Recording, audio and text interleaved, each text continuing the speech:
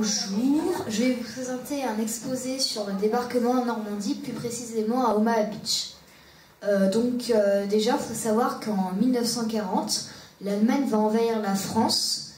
Et donc, en rapport avec notre exposé qu'on a eu sur la campagne en Russie, plus précisément à Stalingrad, les Allemands vont laisser une dizaine de divisions. Et les officiers allemands vont s'attendre à un débarquement à l'ouest, plus précisément en l'Angleterre. Ils s'attendent à un débarquement. Et ils pensent que ce débarquement ferait partir les dizaines de divisions qui sont au front russe pour permettre à l'URSS d'attaquer l'Allemagne. Donc là, c'est une image du mur de l'Atlantique. Donc ce que vous avez en vert, là, c'est le mur de l'Atlantique, donc il part de la Norvège jusqu'au Pays Basque espagnol. Donc tout ce qui est en bleu, c'est pour le moment le Troisième Reich. Le Troisième Reich, c'est l'Empire allemand. En rouge, c'est les nations alliées qui vont participer au débarquement en Normandie. Il faut savoir qu'il y a aussi le Canada, le Commonwealth. Le Commonwealth, c'est l'Australie et ses petites îles. Et donc on a l'Irlande, la Grande-Bretagne et les USA. Et les Allemands, ils vont faire appel à une organisation précise, l'organisation Todt. Et cette organisation, elle est spécialisée dans les constructions militaires, type des casemates, des Tobruk ou des voies empruntées par des blindés. Des Tobruk, on en a un juste là. Ce sont des sortes de casemates avec un ciel ouvert. C'est plus précisément pour les mitrailleuses, les canons antiaériens, les mortiers et les canons anti-chars. On a en dessous une casemate, alors plus un canon antiaérien. Donc la casemate, c'est 1 ou 2 mètres d'épaisseur de béton, et donc c'est du béton armé. Là, on a une casemate avec un canon de 75 mm.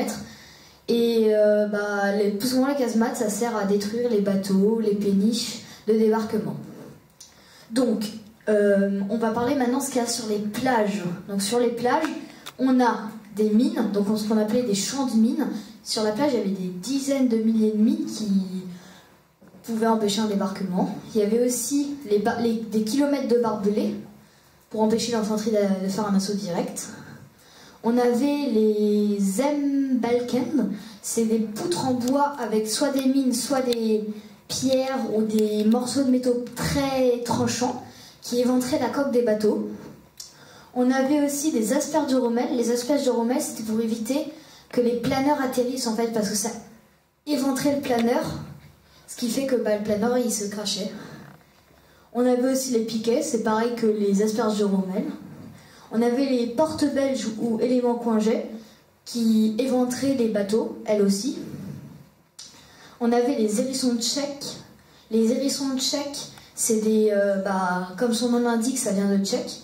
Et c'est un élément anti-char. On a aussi les tétradaires et les dents de dragon.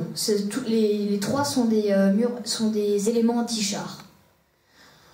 Après, donc là c'est une reconstitution d'un WN. Un WN, c'est un point de résistance allemand. Donc dans un WN, on comprend essentiellement une casemate, un poste de mitrailleuse, un Tobruk avec là un canon anti-char et des réseaux de tranchées avec autour des barbelés, des hérissons tchèques ou encore les barres de métal, les barres de boulot.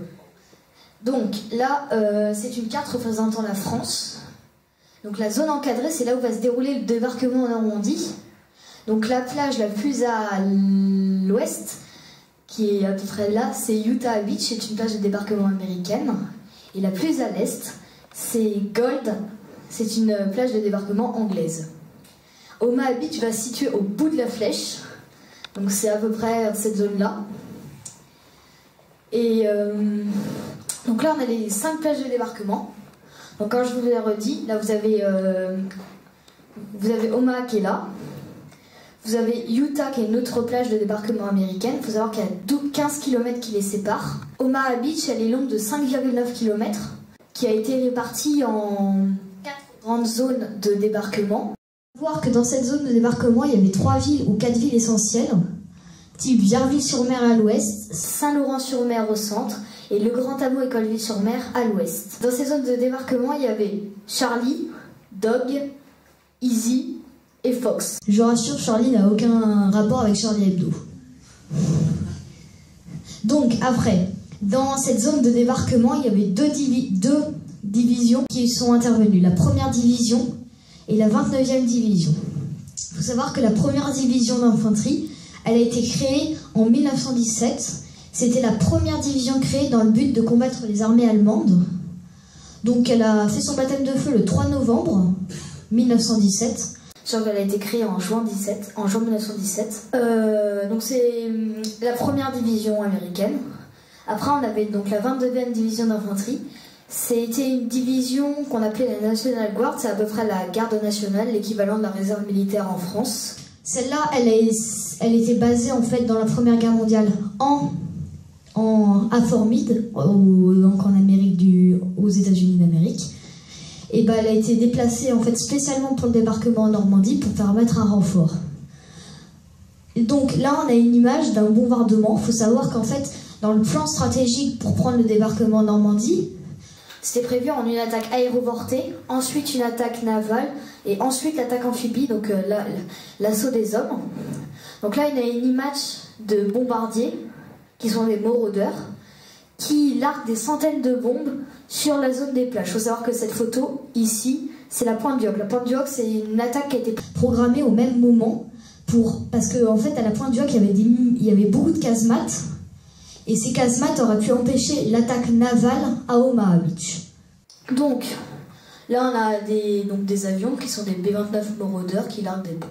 Après, je vais vous expliquer un avion. C'est l'avion que je préfère qui a lui aussi participé au débarquement en Normandie, qui s'appelle le B-17F Flying Fortress. Alors, il faut savoir qu'on l'appelait le Flying Fortress, forteresse volante, car il était armé de 13 mitrailleuses. 13 mitrailleuses, c'est beaucoup. Et donc, là, vous avez une image d'un B-17F larguant ses bombes. Il faut savoir qu'il larguait à peu près 8 tonnes de bombes. 808 tonnes de bombes, c'est beaucoup. C'est un peu l'équivalent d'un camion qu'on largue. Donc, et là, on a une reconstitution, donc une reconstitution informatique d'un B-17F. Donc là, on a un poste arrière mitrailleur, on en a un en dessous, au-dessus, ici, et sur les côtés, il y en a ici, voilà.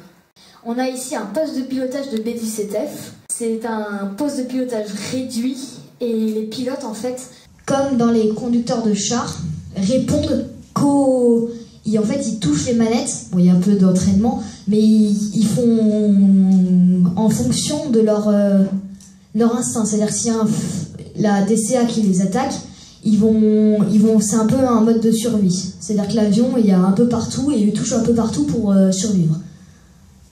Et donc là, on a un mitrailleur. Donc il faut savoir que l'équipage comptait 10 hommes, 4 mitrailleurs, un ingénieur de l'air, un pilote, un copilote et un poste radio. Donc là, on a l'image d'un mitrailleur. Donc on voit bien, l'image a été prise avec... Là, il est en train de viser. Donc après, je vais vous parler de l'assaut. Donc l'assaut, c'est essentiellement 1450 soldats. Je rappelle que 1400 soldats a débarqué à Omaha Beach. Il y en avait beaucoup plus à débarquer lors du débarquement en Normandie. C'est aussi 36 barges à fond plat, essentiellement des LCVP. Landing Craft Vehicle and Personnel. Et 17 points d'appui. Il faut savoir que lors du débarquement en Normandie, il y avait 75 points de résistance allemand. 75 points d'appui, comme je l'ai appelé. Et lors à Omaha Beach, il n'y en avait que 17. Donc, là c'est une maquette, une reconstitution encore. Donc là c'est un WN aussi à Omaha Beach. Sauf que là, c'est différent parce qu'on a 2 bunkers armés d'un 75. On a un lieu là où on dort en fait, parce qu'il faut savoir que les soldats restaient sur le lieu de la plage. Ils n'avaient pas une base à des kilomètres et venaient après en camion, en voiture ou en moto, parce que les motos existaient à cette époque. Là on a des Tobruk, on a un Tobruk ici avec un toile de char, c'est essentiellement des tourelles de Renault. Car Renault a servi, quand l'Allemagne a envahi la France, elle a pris une première entreprise qui s'appelait Renault. Donc voilà, donc c'est une tourelle de char Renault et après on a des Tobruk dispersés. Et on voit bien ici on a nos éléments que je vous ai parlé tout à l'heure et on a nos barges. On a aussi, donc là c'est une reconstitution, attention c'est logique. Là, on voit les soldats, c'est une reconstitution informatique. Donc là, on voit les soldats qui arrivent. donc en barge. Là, c'est une photo prise de Robert Capa. C'est une vraie photo du débarquement en Normandie. Donc là, on voit les soldats qui débarquent. Et là, c'est aussi une vraie photo après du débarquement en Normandie, des soldats sur l'assaut d'Omaha Beach. Alors, il faut se douter que pas tous sont revenus. Je vais prendre l'exemple de Mister qui est là. Il est resté. Il faut savoir que les soldats qui ont débarqué, ils n'avaient pas 40 ans. Ils avaient entre 15 et 20 ans. Donc, c'est beaucoup de soldats qui sont morts. Là-bas, il y en a beaucoup. Et on a vite appelé cette plage Bloody Omaha. Alors, je vais vous la traduire, ça veut dire Omaha la sanglante. Donc, là, on a les percées. Il faut savoir qu'au bout d'un moment, il y a des percées, sinon c'est pas marrant. Donc là, la première, elle se fait à Fox, elle se fait à 10h30. Après, c'est à Easy. Et Easy, ils avaient le but de reconquérir le village de Colville-sur-Mer. J'ai oublié de mettre la flèche. La troisième percée se fait à Charlie par les commandos qui devaient asséner la pointe du Hoc. Ils en ont mis en renfort et c'est là que s'est fait la troisième percée. Et le but, en fait, c'était de reprendre Dog, qui était imprenable. En fait, Dog n'arrivait pas à être repris, donc ils ont été obligés de dépêcher les hommes de Fox, de Easy et de Charlie pour neutraliser les points d'appui à Dog. Donc maintenant, je vais vous parler d'un char. Un char qui a été construit exprès pour le débarquement en Normandie, qui est un char qui s'appelle le char Duplex Wife. Ses initiales sont DD et les soldats américains et anglais l'ont vite appelé Donald Duck. Donald le canard. Donc là, on a une image d'un char Duplex Wife qui retrouve ses propriétés terrestres. Donc là, c'est-à-dire que la jupe flottante qui l'aide à flotter est abaissée. Là, c'est le même char, sauf que la jupe est levée. Donc ça fait à peu près ça qui débarque dans la mer. Et là, on a une coupe schématique du même char, sauf que cette fois-ci, on voit tout l'intérieur. Donc là, on voit la jupe flottante, on voit le char, et un élément particulier, des hélices. Donc les hélices projetées à 3 nœuds, c'est quelques kilomètres à l'heure, c'est rien du tout. Après, on a les transports de matériel. Donc les transports de matériel, il y en a certains qui ont été construits essentiellement pour le débarquement en Normandie, mais il y en a d'autres qui étaient déjà créés. Donc je vais commencer par ce machin-là, ça s'appelle un LCT. Un LCT, je vais vous le traduire, ça veut dire Landing Craft Tank. C'est un transporteur de tank. Donc un LST peut transporter entre 1 et 2 tanks. C'est pas beaucoup. Le but de tous les navires que vous voyez là, tous les bateaux, c'était d'échouer sur la plage pour éviter à devoir accoster, faire des manœuvres et tout pour être rapide. Donc ils échouaient et essayaient de repartir après. Et donc, on a une nation. Donc là, c'est l'Angleterre qui a créé ça. Ça s'appelle un LCA, donc Landing Craft Assault. Ça a été utilisé beaucoup par les Canadiens et les Anglais. Donc le poste de pilotage, il est là, où il y a les flèches, le petit point rouge. Et les soldats qui étaient là débarquaient comme ça. Après, cette fois-ci, c'est à peu près un LCA, sauf que c'est version américaine. Ça s'appelle un LCVP, Landing Craft Vehicle and Personnel. Donc en fait, on a deux postes. Le poste de pilotage est environ là où est mon point. Là, on a 2 postes à mitrailleurs. Et ça pouvait accueillir un char léger, type Stuart, si vous connaissez, ou une petite Jeep Willys, ou des hommes, une bonne vingtaine. Après, on a le LCI. Le LCI, c'est-à-dire Landing Craft Infantry. Donc il pouvait prendre aucun véhicule. Il a été créé exprès pour l'infanterie. C'est pour ça qu'on l'appelle Landing Craft Infantry. Donc il pouvait conduire jusqu'à 200 hommes. Entre 100 et 200 hommes. C'est beaucoup. Et on a en bas un LCT-1. Donc un LCT, c'est-à-dire Landing Ship Tank. Donc lui, il est juste énorme. Par contre, il peut accueillir entre une 15 et une vingtaine de tanks. De toutes sortes. Après, donc on a les armes présentes. Dans les armes présentes, on a la Gren 1 Ground. Donc c'est une arme qui a été associée dès la Première Guerre mondiale. Et il ne fallait pas avoir un grand entraînement pour la manipuler. Elle avait un chargeur de 10 cartouches, elle pèserait entre 4 et 5 kg, ce qui est assez léger pour une arme. Car il faut savoir qu'une arme lors de la Seconde et de la Première Guerre mondiale, l'arme la plus légère est un pistolet, ça fait entre 3 et 4 kg. Donc là on a donc elle a un chargeur de 10 cartouches. Le seul problème, c'est que lorsque le chargeur est vide, et bah, la cartouche qui contient la cartouchière qui contient les cartouches saute en fait, elle part en l'air. Et c'est un peu le seul défaut parce que c'est très dur après de remettre une nouvelle cartouchière. Donc on a aussi après, on a mon arme préférée, la Thompson M1A1. Donc c'est une arme qui est assez lourde, 4-5 kg, 6 kg des fois. Comprend un chargeur entre 20 et 30 cartouches. Donc c'est assez... elle est pas trop aimée et bien aimée. Pas trop aimée parce qu'elle est lourde, elle est peu fiable. Par contre, elle est bien aimée parce que elle résiste à toute intempérie. Donc c'est-à-dire qu'on peut l'utiliser partout et elle sera beaucoup utilisée lors de la guerre du Vietnam. Donc après, on a un fusil. Je me souviens du nom. Ce fusil, il offre deux modes de tir. Il a un tir rapide et un tir léger.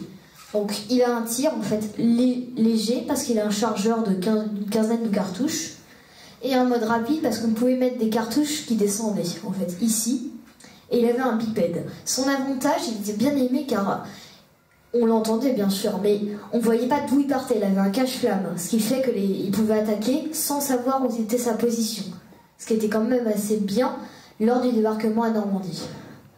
Donc là, c'est des photos de Robert Capa. C'est mon petit bilan. Il faut savoir que dans le bilan, il y a à peu près 150 000 hommes qui sont morts.